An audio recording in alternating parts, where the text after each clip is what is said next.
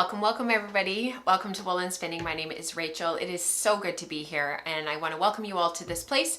It is Tuesday, June 30th. It's not July yet, thank goodness. It is June 30th and I want to welcome you all to this place. We talk about hand spinning, making fabric with our hand spun yarns, working with all sorts of different fibers and mastering them and feeling like we can support one another and inspire and motivate and pass our knowledge on to one another. That is what we do here. I want to welcome everybody. I was looking in the chat. We actually just came out of a very, very hot spell here. And it was getting close to sort of 33 a couple of days. So like for here, that's very, very, very hot. And I noticed that a couple of people, I see you, Europe, are sitting in very, very hot weather. And I hope that you're staying hydrated, staying safe. I hope you have some tree canopy where you are and that you can hopefully stay cool for those who are sort of experiencing this heat dome in Europe. And then for everybody else, especially those in the States and in other parts of Canada that are experiencing extreme heat right now. I know there's quite a few places that are getting very, very hot.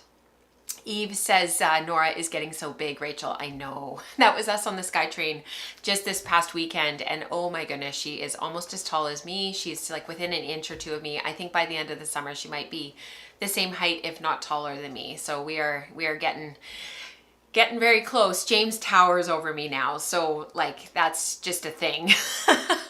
Anyways, yeah, it's cooled off here. We got up to 20 yesterday, 22.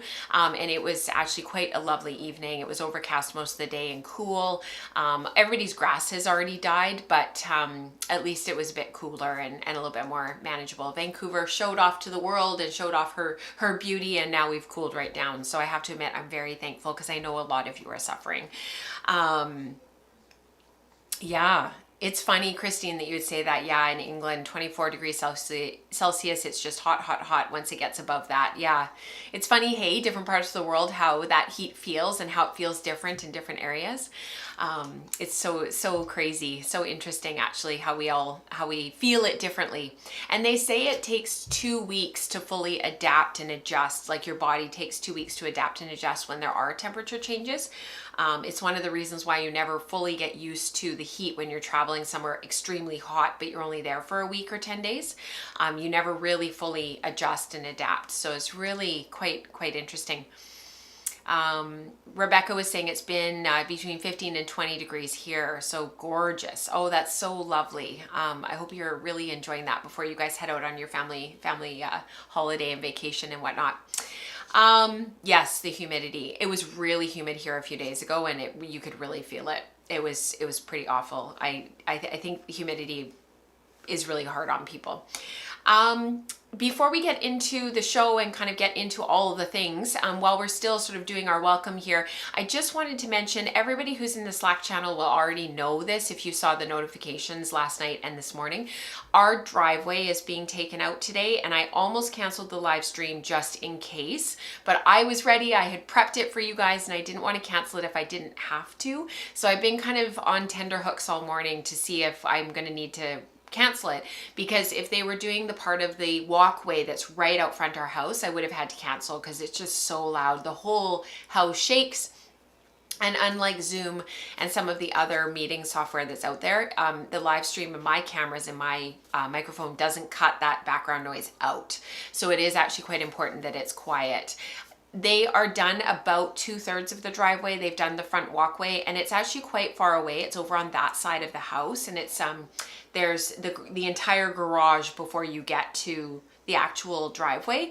But the house shakes when they're actually using the jackhammer and it is quite loud. So hopefully when they're actually doing it, I can like run credits or something.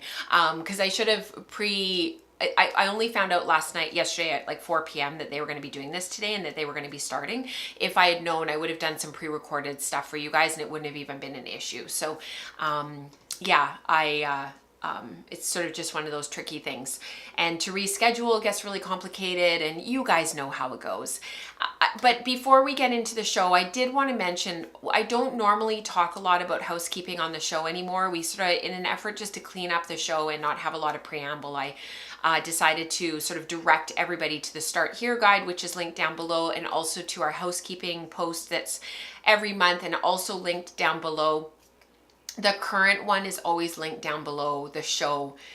So, you know, if you're watching this in early July and you're getting caught up, the Ketchup and Pickles, the housekeeping post, will be the one for June that's linked down below, but then you can go back and watch and catch up on all of the previous content.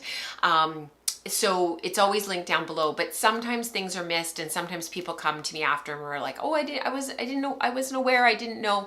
And I wanted to just draw your attention quickly to two events, that one has started and one is starting.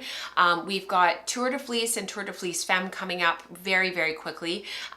Tour de Fleece starts on July 4th on Saturday, which is also Independence Day in the States. So big celebration. You can spin your day away if you'd like, to start Tour de Fleece, and then it runs until Sunday, July 26th. And then Tour de Fleece Femme starts almost immediately after on August 1st. So we will be spinning as a community through both events.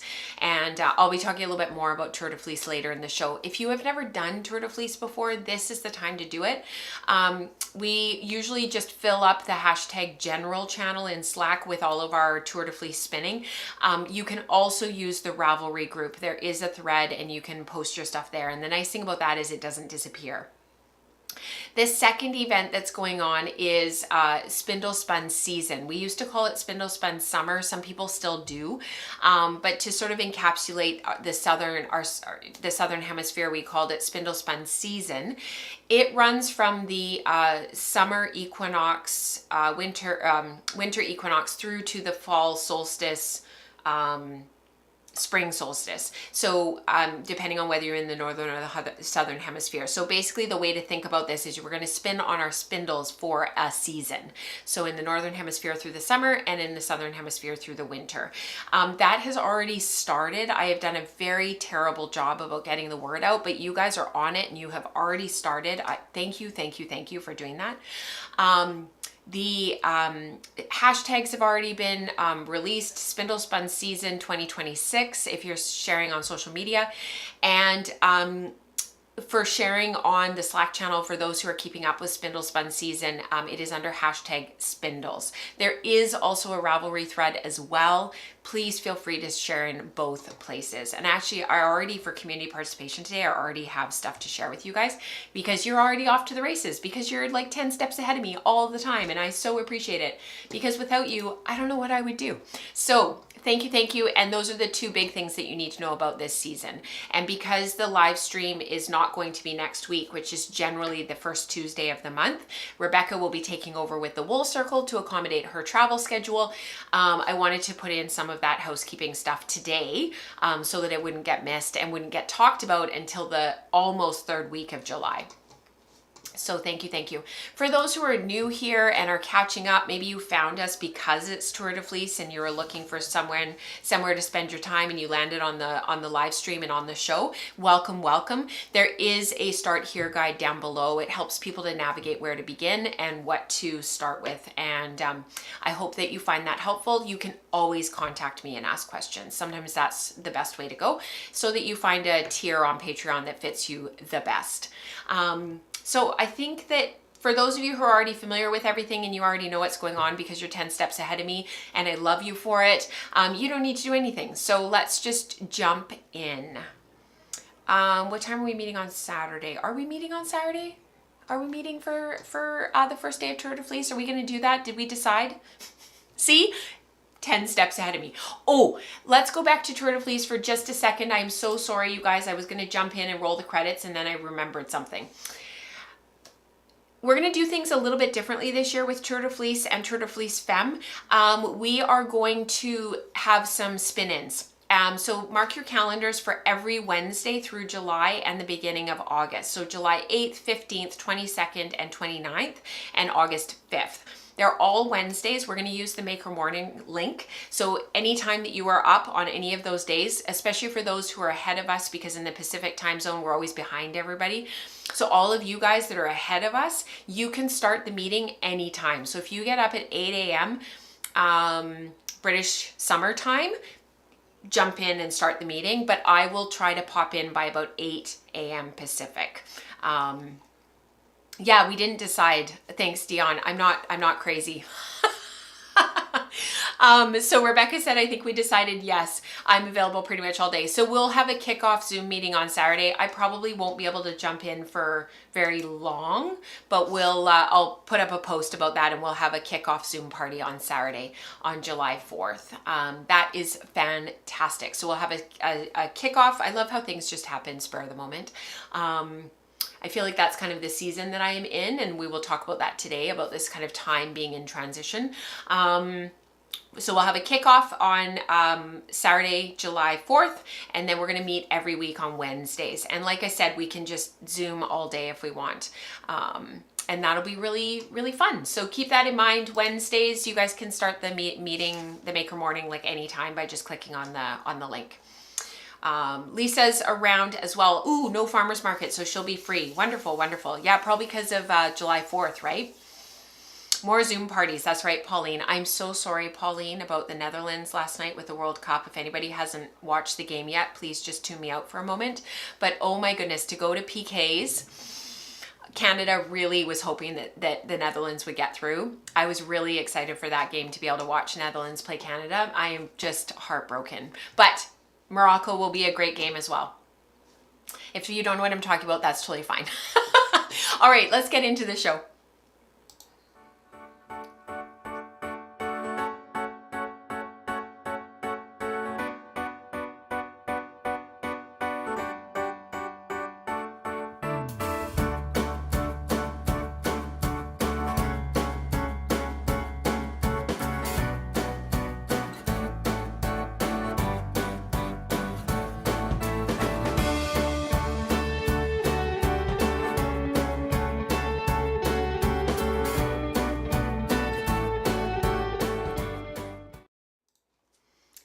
It was a bit of a heartbreaker at the end, Pauline, I'm not going to lie. And it's so funny because Mike and I were actually sitting on the couch trying to figure out the time zones for Morocco and the Netherlands. We were trying to figure out if Morocco was British summertime, that would, whether they were in that time zone and they were 8 hours ahead of us, or if they were 9 hours ahead of us like the Netherlands, and how it all kind of lines up, because you know how it gets a bit weird.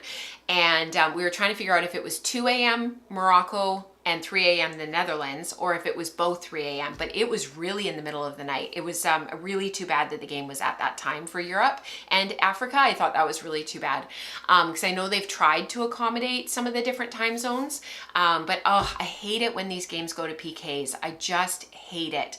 I would rather have, this is just me, and I know it's a time thing, and I know the players get tired and there's increased risk of injury, and I know all the the con side of it, but I would way rather see the two 45-minute halves and then a third 45-minute that's sudden death, where as soon as one of the teams scores, that's it, and it's just sudden death, and then a 30-minute, and again, sudden death, blow it as soon as one of the teams scores, and then PKs. And I know they can't do that. It would go too long, blah, blah, blah. But the thing is, you're capitalizing on the players getting fatigued, no substitutions. Maybe you get a sixth one for the third 45 minutes, and then maybe a seventh for the fourth 30-minute. But I just hate that it goes to PKs. I just, anyways.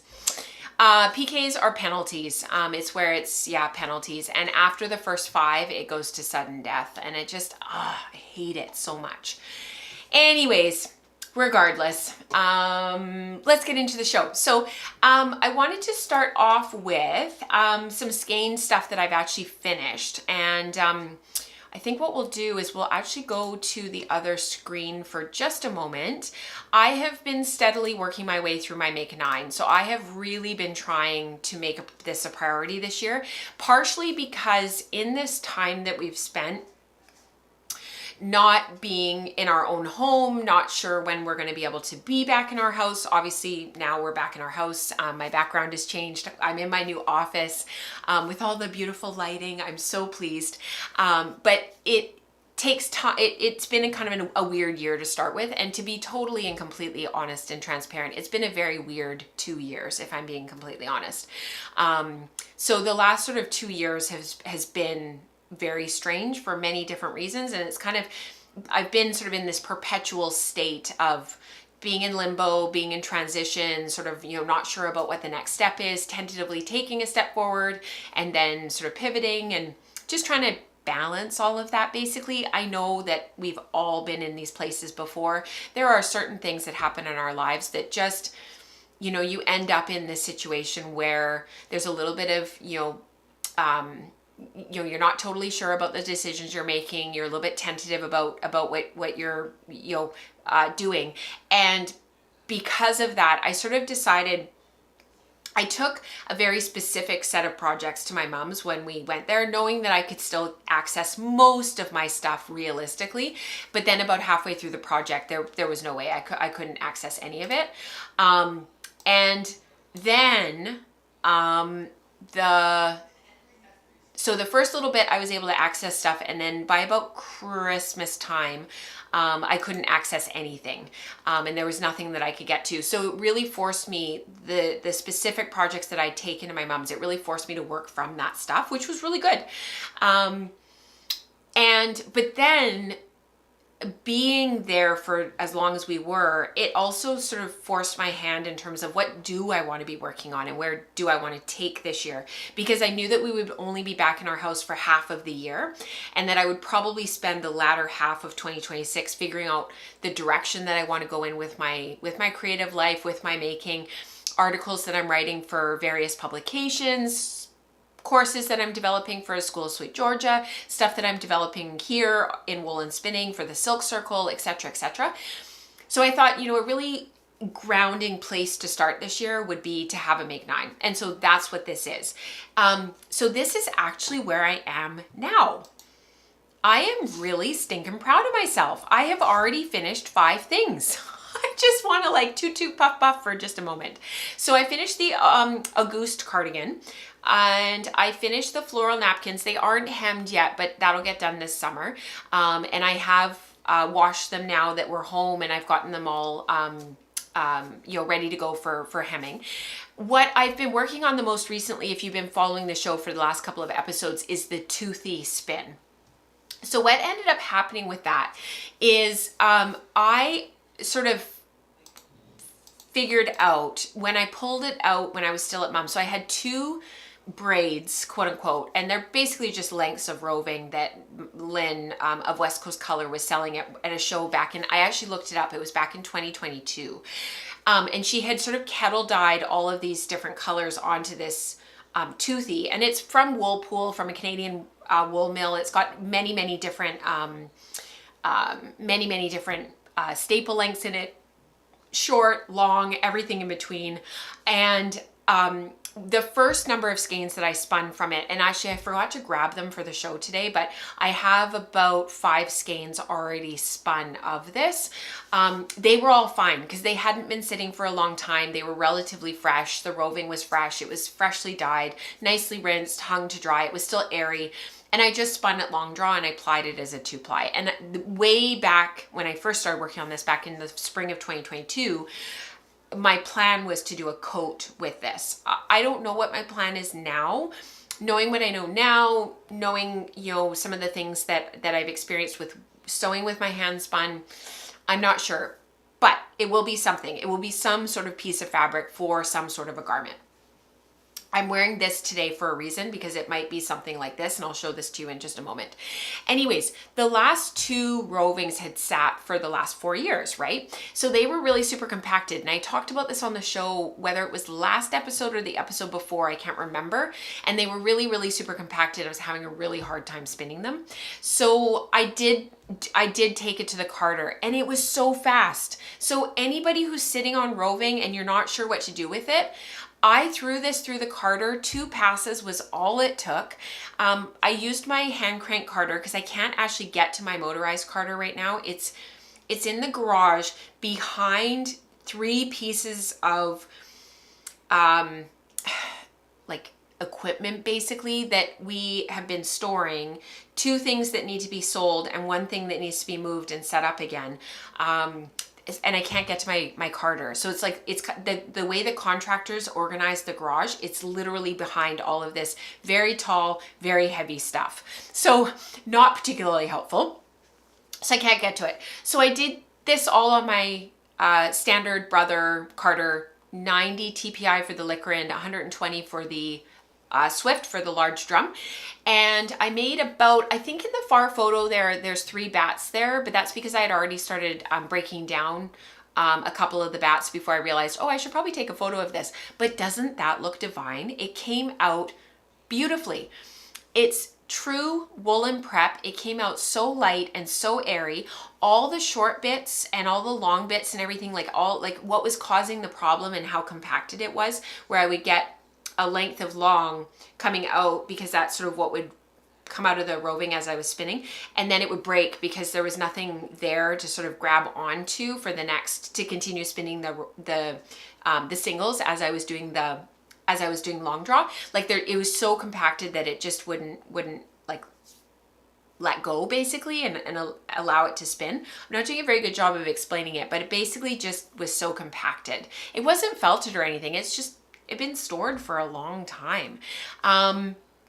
So by throwing it through the carder, everything redistributed, everything evened out, the air got pumped back into it. It just came off so beautifully. I can't believe I'm saying this, but I actually wish I had a bit more in another color, because I would absolutely card this and spin it again. And then I started breaking it down into little nests, and I literally just started spinning. So on my Magicraft Rose, I just kind of started spinning one afternoon. I left my baby bobbin and my lace flyer on my Rose, which I kind of go back and forth between my standard flyer and my lace flyer. It's sort of whatever bobbins I have nearby. And either would have been fine. I kind of wish I'd used my standard bobbins because they hold more singles. I ended up having to fill up many bobbins as a result, but by the time I got everything plied, it was actually quite even in the end, and I only had a very little bit left to have to do from a center pull ball, which is this little ditty here, which will be the bobbin that the skein that I use to do some of the initial sampling with. And this is how it came out. It looks exactly the same as the other yarns that I'd already spun. There's no difference whatsoever.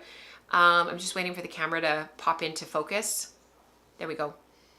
It's just lovely, light, airy, exactly what I had hoped for. The wraps per inch is roughly 20 to 22, very, very light.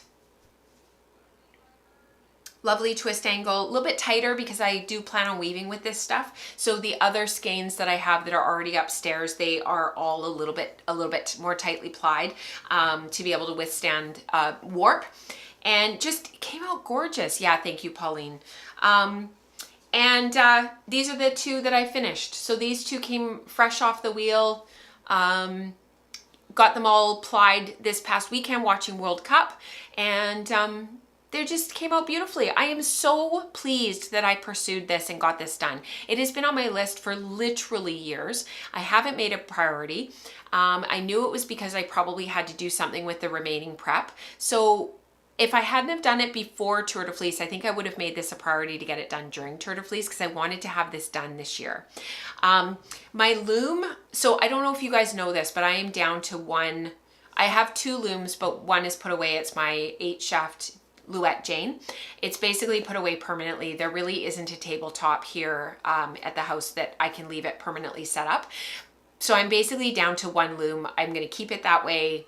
I'm good with 1 loom. And that's what I'll sort of work with and work on for the foreseeable future.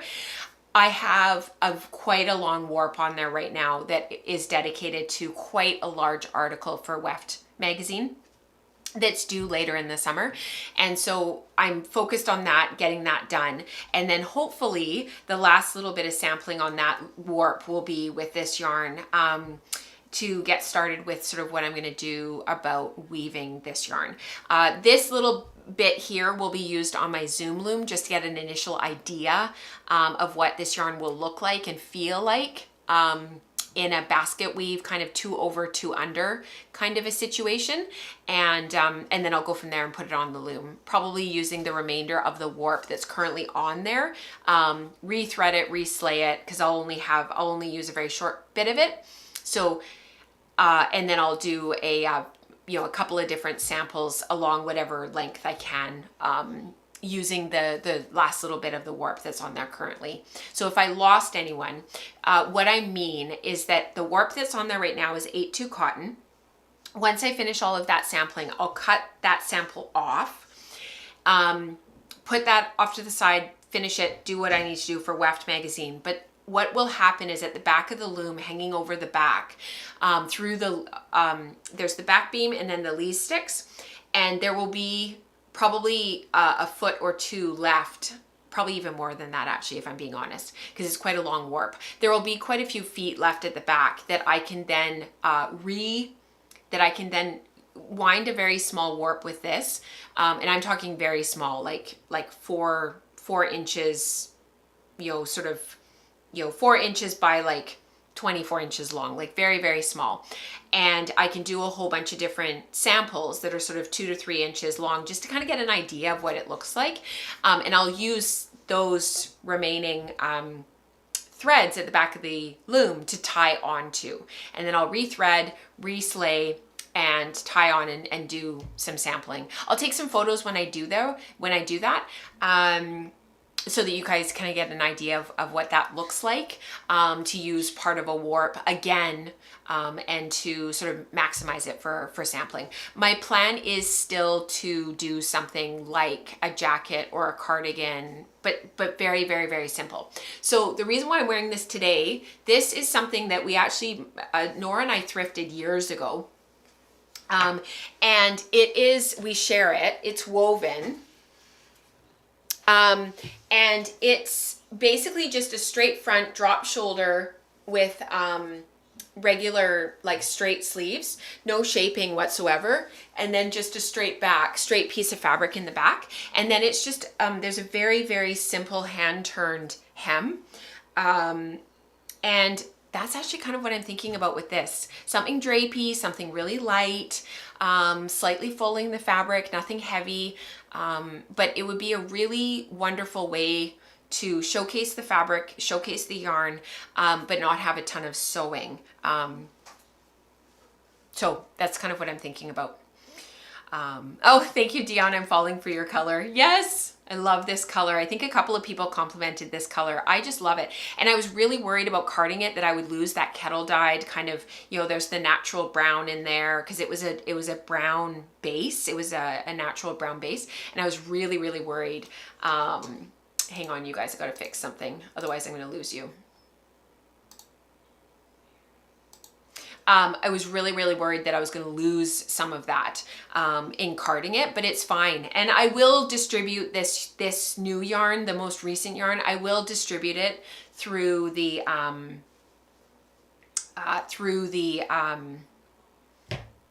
warp and the weft, like so that they're all blended together and everything is nicely blended. So yeah. That is it for now with that.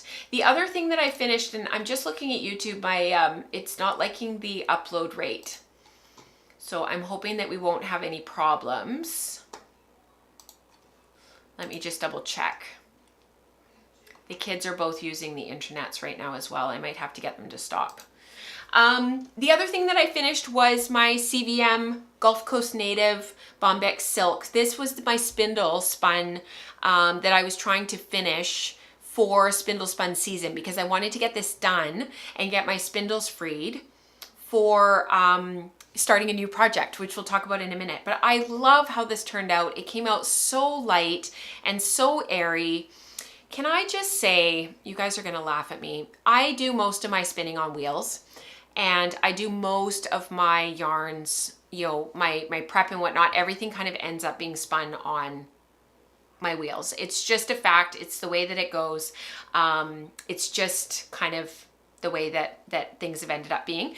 I still, every time I finish a spindle spun yarn, prefer my spindle spun yarns, and in particular my suspended spun yarns, my suspended spindle spun yarns. That should be like there should be we should do like a spin along, suspended spindle spun. Anyways, they are still my favorite yarns. And I've talked to my friend Diana Twist about this extensively over the years. I think her and I both have sort of tried to come up with why this is the case, but I think that the case is, and this is not an original thought, this is from Diana. I think, and I agree with her, I think it's the weight of the spindle pulling on the fibers as you spin.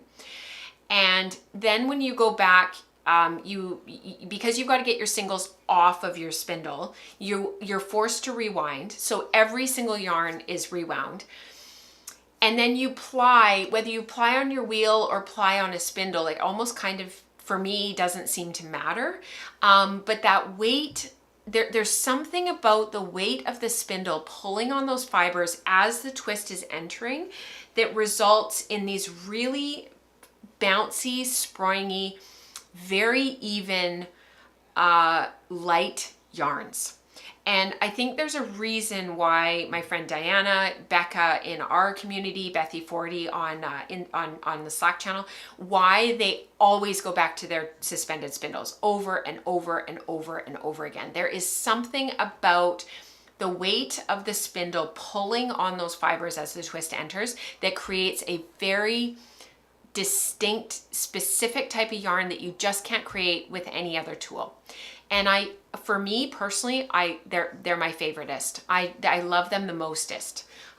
They are just, I love them so much. And I don't do them nearly often enough. And as I was plying this and I was looking at it and I was feeling it in my fingers as the singles went through, I decided to prioritize making more of this yarn this summer for spindle spun season and for Tour de Fleece. So why don't we, yes, I do feel and see a difference between the supported and suspended spindle. Absolutely, Pauline. So I think that with the suspended spindle, so a suspended spindle it equals drop spindle. I think with the suspended spindle, it's the fact that you've got something, a weight. You've got a weight pulling on those fibers, drawing the fibers out, pulling down on them. Like I was even watching June the other day in Queries. She was drop spindling while we were chatting on the in the meeting, and I was thinking about it as I was watching. Like she was gently pulling the fibers out of the fiber supply, and I was like, it's that weight. It's the weight of the spindle pulling down that changes the feel of the yarn, and it's the twist entering that those fibers because they're drawn out completely straight and the twist is going up into them, and holding them in that position while you're continuing to spin, and then as you store those singles on the shaft of the spindle. Whereas with a supported spindle, it's supported on something, whether it's your lap, the floor, the tabletop, whatever it is. There's no weight to the fibers. So the fibers, as you draw them out, there's no weight there. You're drawing out the fibers and the twist is going up into the fibers, and it's kind of moving through the fiber as you draw them out, and the twist and the orientation of the fibers themselves, those two things are kind of meeting. The fiber itself is sort of relatively passive. It's just accepting the twist and allowing it to travel through. Whereas with a suspended spindle, a drop spindle, you've got the weight. So the fibers are no longer passive. They're actively being stretched and actively being pulled and suspended as the twist is traveling up. And I think that's the difference. I think it creates a different dynamic to the finished yarn. I think it makes the yarn bouncier. I think it makes the yarn lighter, because all of that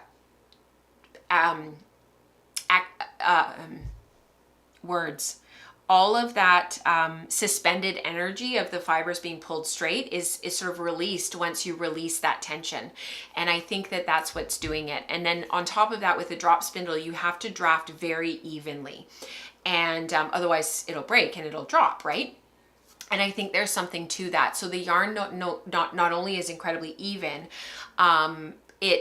it's under tension. Whereas with a wheel, as you give the fiber to the wheel, whether you're doing an inchworm, a short forward, a short backward, where you're holding and pinching the forward hand and not allowing the twist to travel past your fingers, as you pull back, you would think that it would mimic the same thing that's happening with the drop spindle, but it doesn't, because there's not that same weight.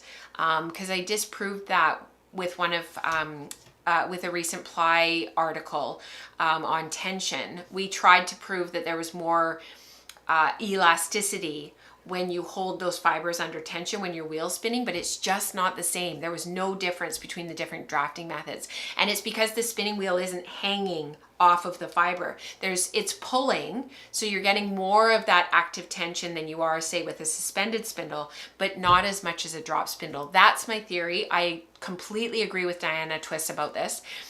It was her initial hypothesis, and I think she's onto something. And Dion says, now I'm going to have to experiment with my spindles. That just makes my heart sing. Yes, I love it. Since it's true woolen prep, are you going to do anything to it before using it as warp? No, that's a great question, Rebecca. Thanks for thinking of that, because I didn't even think to talk about that. Going back to this yarn for just a moment, the Toothy, because it was a true woolen prep and I did spin it long draw, one could argue that I should size it, but I put a lot of twist in the singles and I put a lot of twist in the ply, and if I pull on it, it would take a lot of torque, a lot of tension to break this. And so to me, when I put a fair amount of pressure on this and it doesn't break, to me, that's more than enough to be able to withstand warp tension. And with wool, you don't need to put a lot of tension on the warp to have a good warp tension, like to be able to place. With cotton, you're beating the warp into place.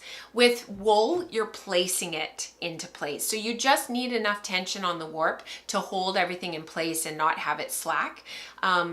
That's more than enough to pull on it like that. That's more than enough to be able to withstand warp. And it's such a good question, because I didn't even think to talk about it, because I did think about that when I was spinning and plying. Drop or suspended spindle spun yarn is my favorite. I feel I have more control over it for some reason. That's from Christine. I agree. Yeah. Pauline says, I will check with some hand spun skeins because I have some suspended and supported spindle spun skeins. Yeah, do report back. Maria says, do you not tend to get more loft because the support spindle is more of a woolen spin? Absolutely, Maria, that you're totally on the right track there. You've got a very light, lofty yarn. That doesn't necessarily mean it's more elastic. So two different things there, but absolutely you're on the right track. There's a ply article in that theory. Yes, absolutely, Laura, you're absolutely right. Oh, I also got some really exciting mail. From the United Kingdom. Thank you, Laura. Thank you, thank you. I got some locks for future Wool Moments episodes. I am so excited. I really appreciated your letter, Laura, and the locks themselves, and how exciting your first fleece is. Amazing. If you're a subscriber of the Wool Circle, there are Wool Moments episodes that come out every month, and my address is at the bottom for those of you who have raw fleece and have locks that you want to share with me so that I can hop on Wool Moments and talk about them. The idea is to build an archive of wool and of fleece. We talk a lot about color. We talk a lot about all of the different preps and doing fiber prep and whatnot. And I think we're at the point now where we need to start building an archive of wool and looking at wool and developing language around wool and how to work with it and where to start. Because honestly, when you're new to fiber prep and you're new to washing fleece and getting it ready for spinning, it's a whole other vocabulary and a whole other language. So I know I've had some very positive feedback on Wool Moments so far, and I really appreciate that. Thank you, thank you. Yes, it arrived, Laura. Thank you, thank you. Oh, lovely. Your name is escaping me and it's on the tip of my tongue. So delighted. Lola. Spinning on a drop spindle right now as I'm away on the Cape. Lovely. I don't know what Cape you're on, but if you, please share. Cape Cod, Cape Horn, Cape. I'm like trying to think of all the different capes. I know there are many. Okay, so that is what I've been working on. Let's, I forgot to run the title card for Skeined. Rebecca, sorry about that, for timestamps and whatnot. But let's talk about prepping for, this is kind of spindling slash spinning, but I'll put it under spindling because it is for a spindle spun summer. So let's do that next.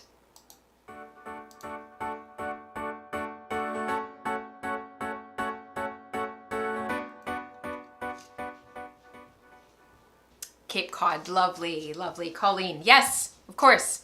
I said Lola, but I was thinking Colleen. Yes. Oh, I'm so glad you're got a little bit of a getaway. Lovely. I've never been to Cape Cod, and it is one place I would love to go one day.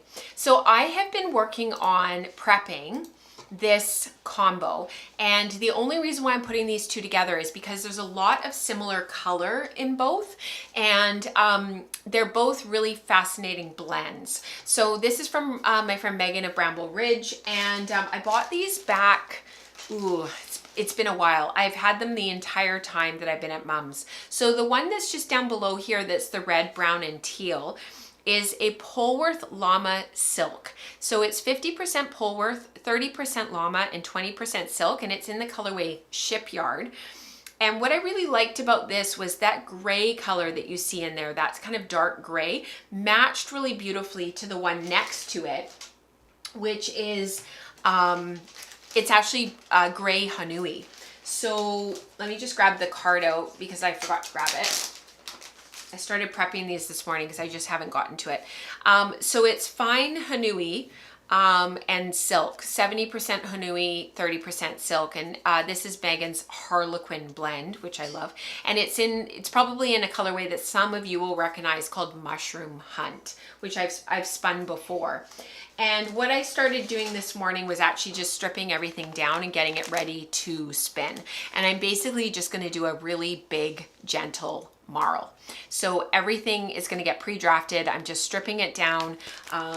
This is half of the braid here, and I've stripped it vertically, and then I've been stripping it horizontally as well, and just taking it like this and pulling it apart very gently.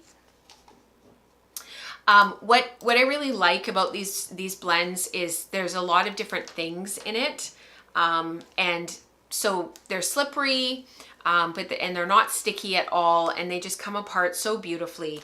But this brown Hanui that's in here, there's brown and white Hanui, and I think there might even be also Fog, which is kind of a light oatmeal-y gray. When you go to strip it, if you strip where the brown is, or the gray, it's kind of a gray-brown, you'd end up with nothing on the other side. So there's going to be areas of the yarn that have a lot of this, and there's going to be areas of the yarn that have a lot of this. So one of the things that I was trying to do this morning was, rather than strip this way like that, is I was sort of, in my own little way, trying intentionally to sort of strip it right in the middle like this.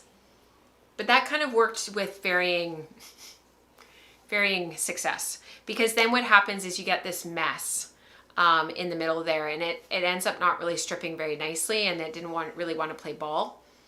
And it ends up just kind of creating this whole mess. And Rebecca's done so much on the Wool Circle to sort of talk about how she strips and being really thoughtful about it, and just taking your time. And, you know, what she really likes about it is you end up literally touching every single part of the braid as you sort of intentionally work through it and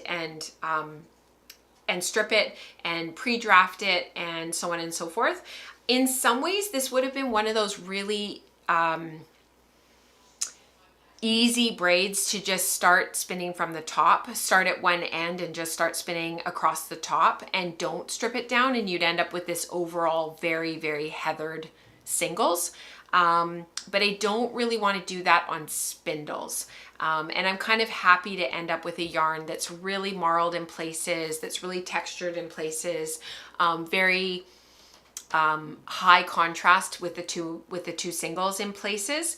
and then low contrast in other places and very subtle in other places. So while I'm pretty sure that I'm going to apply these together and combine them, depending on what the singles look like when I go to rewind them and get them off the spindles, I might end up just applying these with themselves and not doing a combo spin, but then with the plan of using the yarns together later. So I'm sort of waiting to see how that plays out, but this will definitely be my spindling project this summer.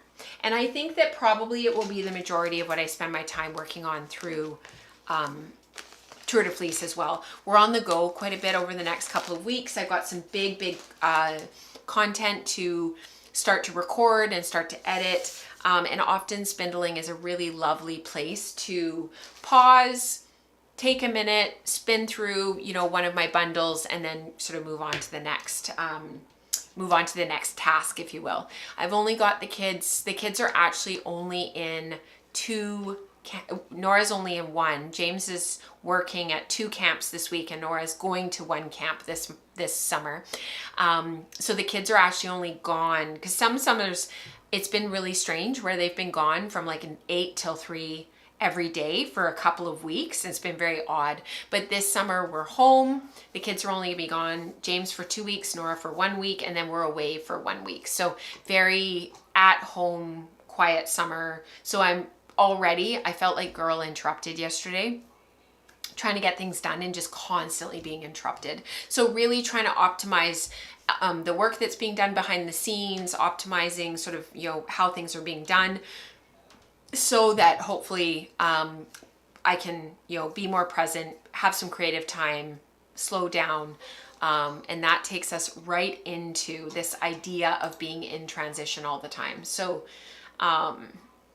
let me just scroll down to my notes because I don't want to ramble, but I know that this is something that many of us have dealt with over the years. I do have a whole bunch of knitting. I haven't made a lot of progress on any of it. It's kind of all still at the same point that it was a few weeks ago.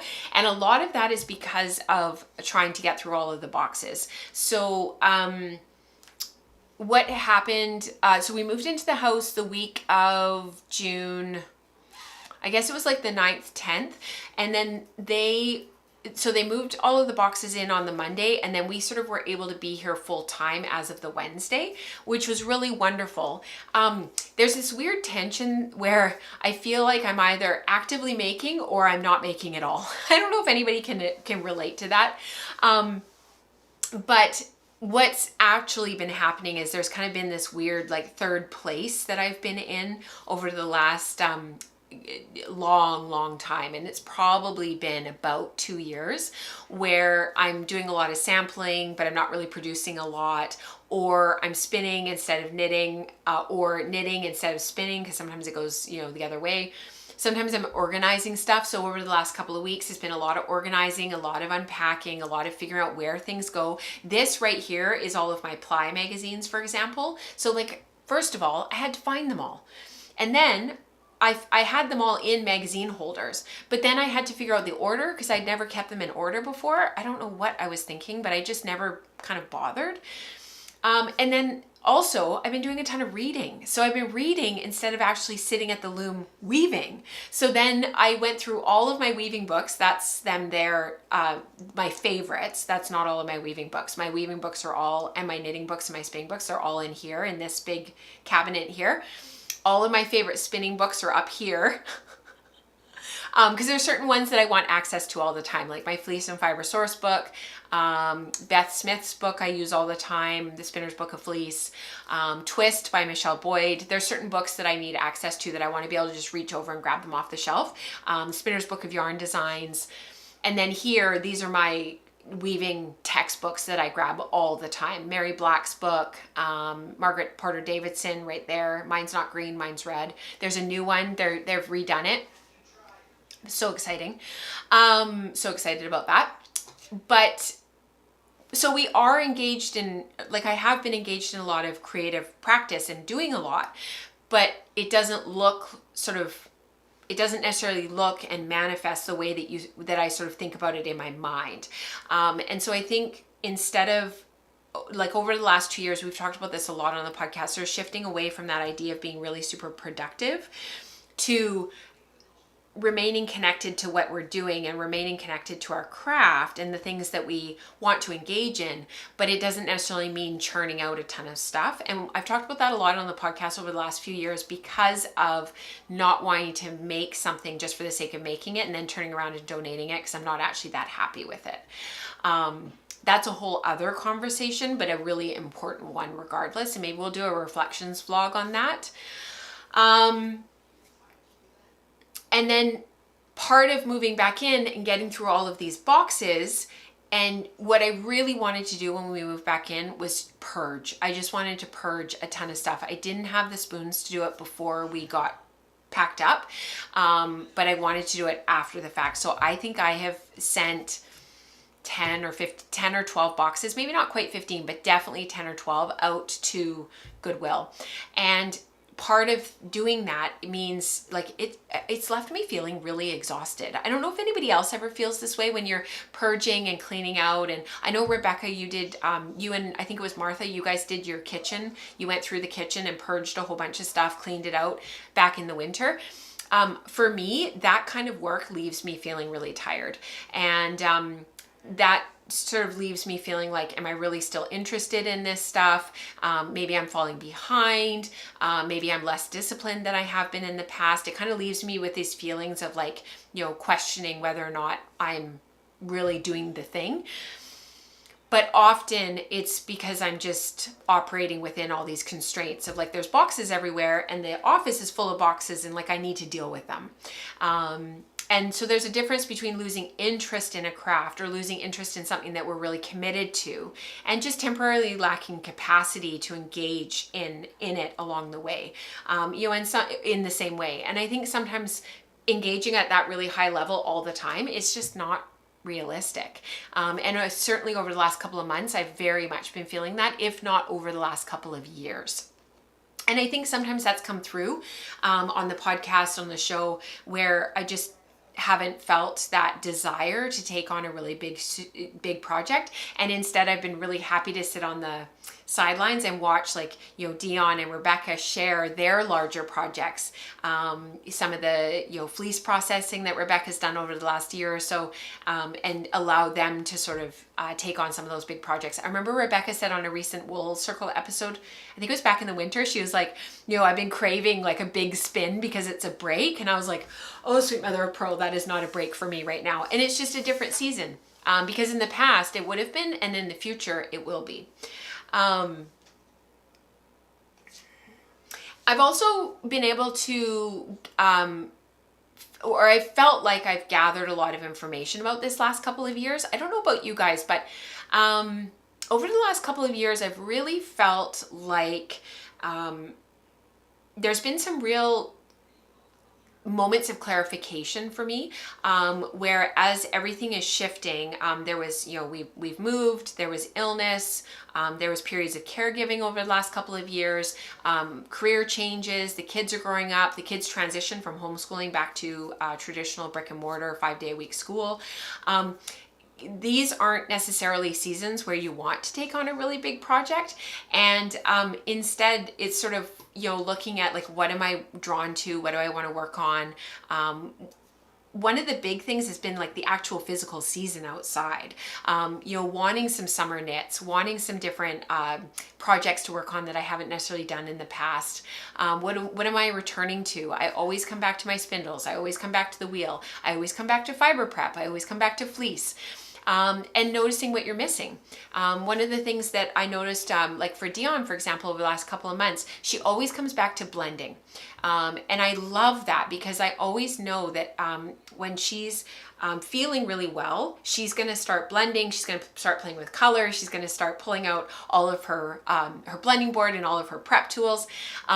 Rebecca's been doing more and more with fleece, and getting more and more confident with that, which I think is amazing. So like, you know, what am I missing, and looking to others and what they're working on and sharing in the community. And then it's, you know, do I want to do that because I'm missing it, or am I feeling inspired by somebody, or maybe there's something else that I want to work on that I really am missing. Sometimes looking at what others are working on reveals what you want to be working on, which I think has been very, very key for me. And then, you know, I think sometimes for me anyways, especially as this move has unfolded, it's been way more work than I thought that it would be. I've really tried not to lose the thread completely. So that's where Toothy really gave me something to focus on, because in those moments when I did have time, I had an afternoon at Mom's when everything was packed, everything was ready to go. I couldn't really take it to the house. We weren't quite able to bring stuff back yet. And I had this afternoon, the kids weren't, they were still at school. I didn't have to leave quite yet to pick up Nora. And that's when I did all the carding, because I had a moment. And then I got, you know, the World Cup started. We've watching all these games. We have them playing in the background. We've been talking about the teams and all the different things going on with World Cup. I started applying, and it was like, I'm just going to apply these couple of bobbins. Maybe I'll only get halfway through and I'll have to put it to the side, but I'll just apply the bobbins. So we don't lose the thread completely. You know, and it looks like, you know, that 10 minutes here and there. Starting my bliss tank. I'll talk about that next show, but I did start my bliss tank. I got it cast on. I think it's going to be way too big. I chose the size that was correct for my full bust because I wanted it to have enough positive ease. But now that I'm almost finished the body, I can tell that it's just going to be like a big sack. It's going to be too big, so I may have to rip it back and start again. But it got started. You know, one of the other things has been actually organizing my stash. Getting behind me here, you can't really see them, but behind me here, there's these big drawers, and that's where all of my hand spun yarn stash was going to go. So then I've been like slowly organizing and putting that away. And it just keeps the practice alive. You know, it might be quiet, but it's something, which is wonderful. Toothy sounds like a mascot. Oh my gosh, Diane. Totally. So I think that many of us assume that, you know, meaningful craft happens during only the productive seasons. And what I've really learned over the last couple of years is that it happens all the time, and it happens almost without us even noticing. And it very much has been present for me during these moments of transition. We aren't necessarily creating finished objects.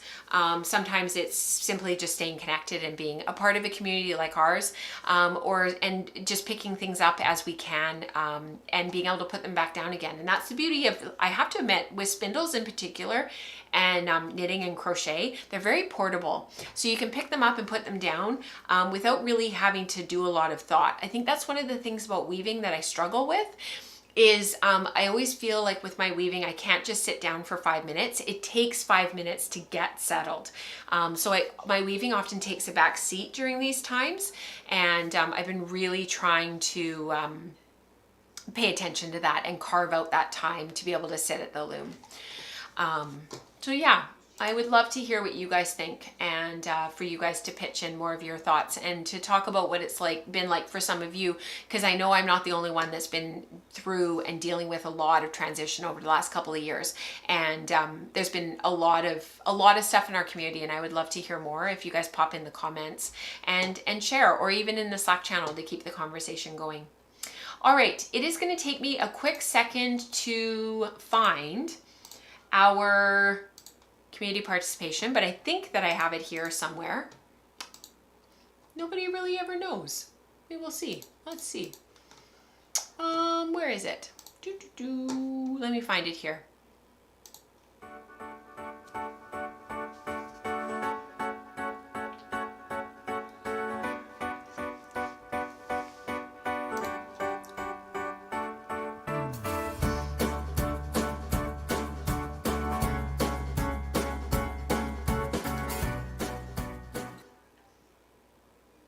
All right, let's see if I can get this working.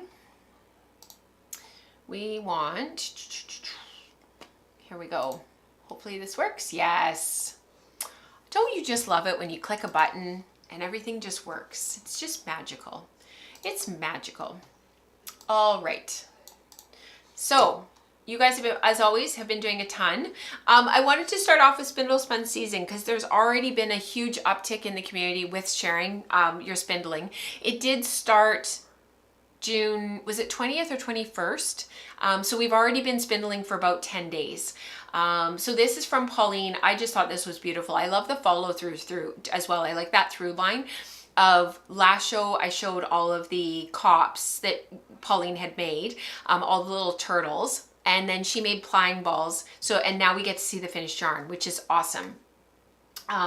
So she made a whole bunch of plying balls. The little turtles tangled a great deal, so making the plying balls was a lifesaver. And then she plied on her big Schneider Turkish spindle. And honestly, Pauline, that yarn is just gorgeous. Beautiful. Well done. This is also from Pauline. She started another spin. It's Mushroom Hunt, which I showed you guys earlier on Bramble Ridge, but because this one is on Polworth and Bamboo, if you notice her prep down below where the supported spindle is, you get those beautiful lengths of the white through the Polworth of the bamboo, because it doesn't take the acid dye because it's a cellulose based fiber. So isn't that so cool how the colorway shows up differently on different bases, which I think is wonderful. Spinning bowl gifted by Eve, and spindles from Peter Locke. Gorgeous. I love the table too, Pauline. It all looks very coordinated, very lifestyle magazine. Beautiful. Ooh. Norway is ahead 2-1 with Cote d'Ivoire. Ooh. Fingers crossed for Norway. We're big Holland fans. Erling Holland. This is from Elizabeth. I love these spindles. Aren't they just beautiful? Happy spindling, everyone. Working on the first braid of a three braid combo spin. Stickers are courtesy of my daughter. Beautiful. I know Nora used to go around putting stickers on all of my stuff, and I was always like, ooh. But now I look at it and I have fond memories. This is from Ellen, Lunchtime Spinning. Ellen's spinning is always so beautiful. She is just such a gorgeous support spindler, and this is really lovely spinning. I love those roll legs too. I'm not sure if Ellen made them or if she bought them, but either way, they're just beautiful. This is from Christine. Spindle spun season has begun.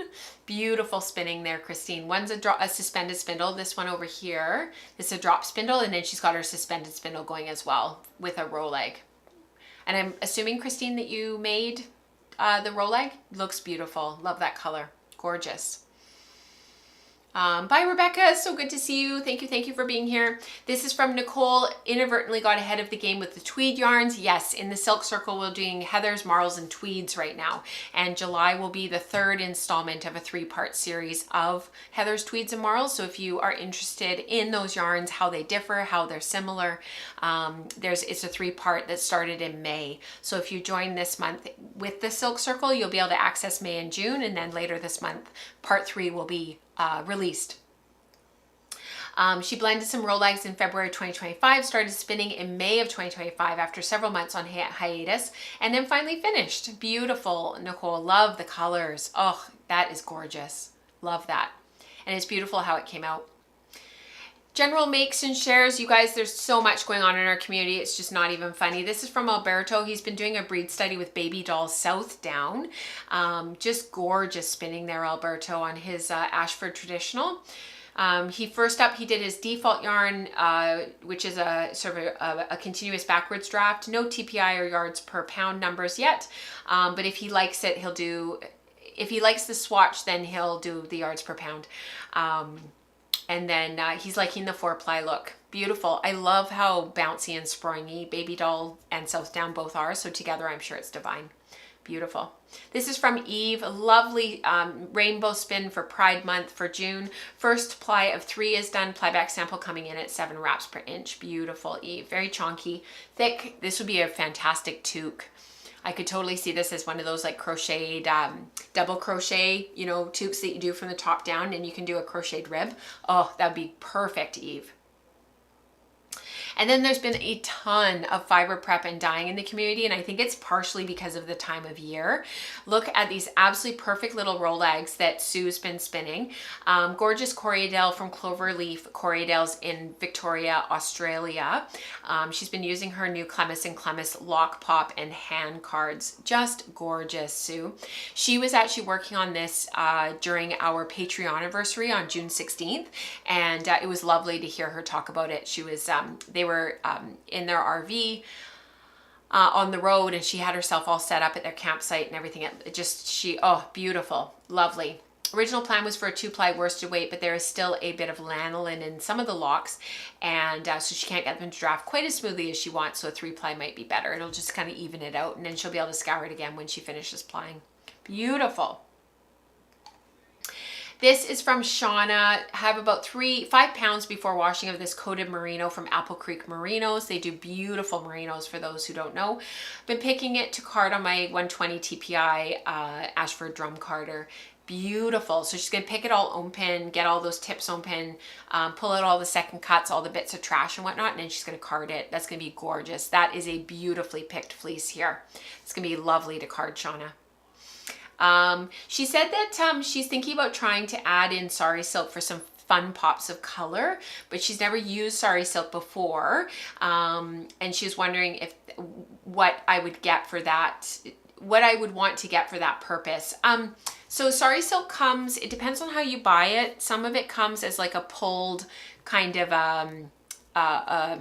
it's sort of like a roving kind of, where it's like pulled sari silk, and some of it comes as thread, and some of it comes as sort of it looks like kind of like a comb top kind of. There's all different kinds on the market. If I was you, Shauna, I would just I would maybe do a carded sample of the merino on its own first, and card it up. You know, you've got 5 pounds, so you've got lots to play with. I would do a bat of sort of anywhere between 25 and 30 grams. Do a bat, card it 4 or 5 times, see how it comes out. You're gonna card it nice and slow the first couple of times. Spin that, and then do a little sample with some sari silk, whatever color you like, because you're gonna make a tweed yarn if you add the sari silk. And I would do another sample of 25 to 30 grams with the, you know, maybe you could start off with like, you know, 10-15% sari silk added, and then I would compare the two and see what you like. Another way that you could go about it is, because this is such a white merino, you could use a bombyx, an undyed bombyx merino silk, mulberry silk. It's got that really white color to it versus a tussa silk, which is more ivory, because the bombyx would be very white, and it would give you that silky quality, because the merino from Apple Creek is already very silky. It's very fine. It's a really, really beautiful fleece. So I would do some sampling and then see what you like, because you can always dye the yarn if you want a color. If you do like a, you know, 5%, 10%, 15, 20% bombyx mulberry silk added in, you could dye it afterwards, and it would give you that really beautiful kind of tonal look to it, because the merino is going to take the dye quite vibrantly. The silk is going to take it a little bit, it's not going to be quite as vibrant. You'll have this beautiful kind of tonal look to the yarn. Sari silk is going to give you a lot of texture, and it's going to make a very tweed yarn. So if you have the 3 samples, then you can decide where to go from there. That's what I would do. And you guys can chime in the chat about what you would do.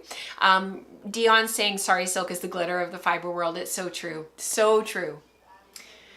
This is from Eveline. This is beautiful. I made 4 bats of this blend during Friday's fiber prep Zoom. It's 5 kinds of wool: white Shropshire, brown Manx Loughton, dark green merino, a mid-green local medium wool, and a yellow green Shetland. What a mix, Eveline. I love that. And a tiny bit of sari silk. I did 2 passes on the blending board, and it's not super blended. I try to break up the silk clumps, but other than that, just spin it as I find it. I love that as it happens. I love that. I love the texture of that, Eveline. It's going to be really fun yarn. And then we've got a little bit of weaving to share. This is from Lisa. I thought these were so cool. She's doing the summer, Rebecca Metzoff's Summer of Tapestry. So there's all these different daily, I think they're daily. Are they weekly?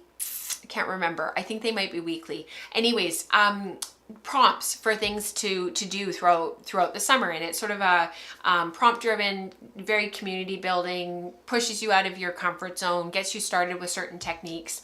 And these are the first 2 assignments that well, I'm pretty sure the rock weaving is an assignment as part of this.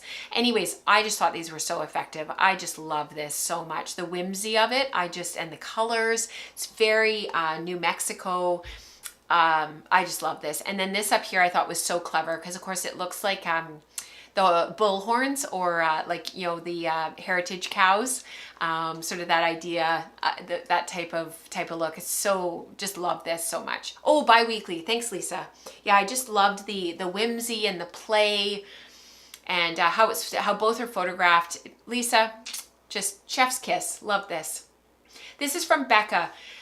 This, I know the photo, like, you know, there's all these different sort of natural shades, if you will, but I wanted to take a moment just to really celebrate Becca for just a moment. She is finishing up. She is in the final leg. She might even be done, but she's in the final leg of her spinning certificate of excellence in the UK. She has spent the last 2.5, almost 3 years on this. I think it might even be longer. And she's just poured her heart and soul into it. She shared so much of her journey with us. She is going to do a post recap, post reflection with Dion and Rebecca and I about the process and about what it was like. But she's been pretty transparent about the challenges, as well as, and her frustrations, as well as celebrating with us when she's had these wins. But I wanted to draw attention to the celebrating the caliber and the quality of her craftsmanship and her spinning. She's been a pillar of this community right from the very beginning, before Patreon even existed. She started popping up on the Ravelry group and was always a cheerleader. We didn't know each other prior to 2014, and I just feel so blessed to have her in our community and in my life. But these are the last few portfolio samples that she has to submit. So there's Rami and Linen, although she said she did use a commercial warp for that one, and she's super happy with the fabric. All three of these fabrics are just incredible, and she did them on a rigid heddle, and just look at the fineness and how even they are. Beautiful. Really, really beautiful, Becca. Becca's weaving here makes me drool. Yes, Lisa, me too. I saw this photo and I was like, oh. Like, I literally just jaw on the ground, have to like lift it back up again. Beautiful. And then this is not from Becca. Oh shoot, I should change this. This is actually, hang on you guys, just give me 1 sec here. Let me go back. Oops, now I'm really messing it up. How do I get out? It's not letting me out. There we go. This is actually from, oh my gosh, really, Mac, really? Hang on, give me a quick sec here. This is from, okay, here we go, finally. Oh my gosh, seriously, you guys. Okay, this is from Malin. She is a mathematician in her non-fibery life, although we use so much math in fiber life that, you know, you may as well all of us be mathematicians. But she got a Zoom loom for her birthday, and then she went down a bit of a rabbit hole. So she has been trying to figure out basically how the pin loom works, and how the two layers of the two layering warping method works basically. And so she sort of unlocked it, if you will, and figured out how it works, and then came up with a new way of warping the pin loom that gave her all of these textures. So she's got here, this one is plain weave, this is plain weave, and then she's sort of got a twill, broken twill here, I think. This one is sort of a point twill, goes up like that and then comes back down. Same with this one, goes up like this and comes back down. And then this one is a herringbone. And she's been sort of trying to figure out how to sort of break the two layer warping method that you use with these pin looms, basically. I just thought this was so incredibly clever. Malin, you are brilliant, as are so many people, all of the people in our community. And these are all of her squares that she's been doing to sort of unlock this, if you will. So I hope that she shares some of this and how she created some of this and how she did this. I think it's brilliant. I love that she was sort of able to figure it out.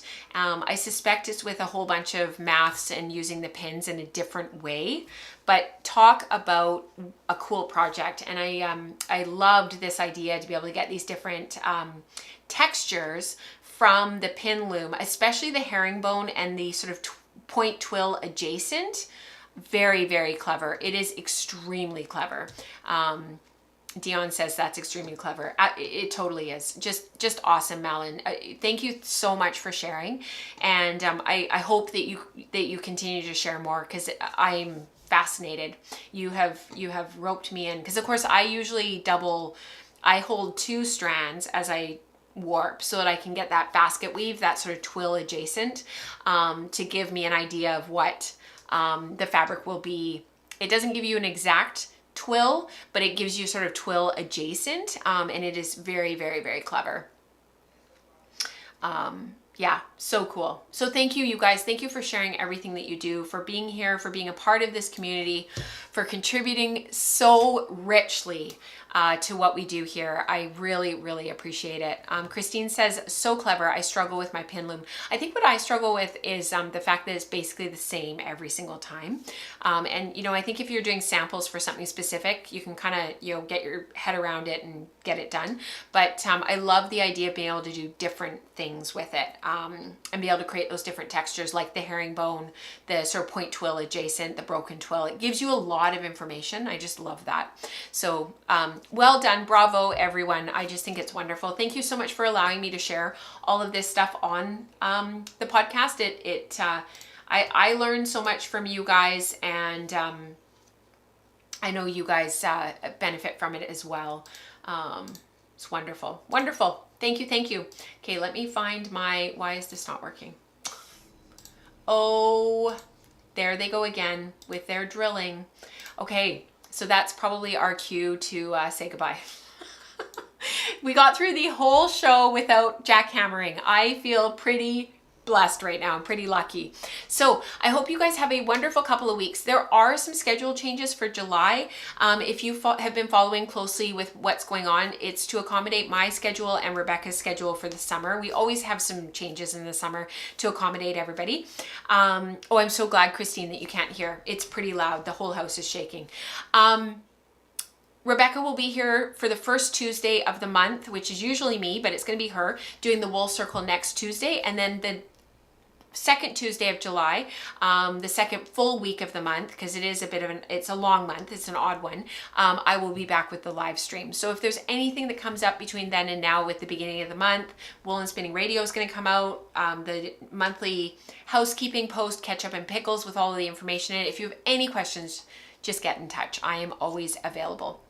All right, 2 bobbins done during the podcast. Well done, Diane. That's awesome. Woohoo. All right. I hope you guys have a wonderful couple of weeks. I will see you back here in 2 weeks, same time, same place. And until then, happy spinning, happy making, and thank you so much for being here. Bye, everyone.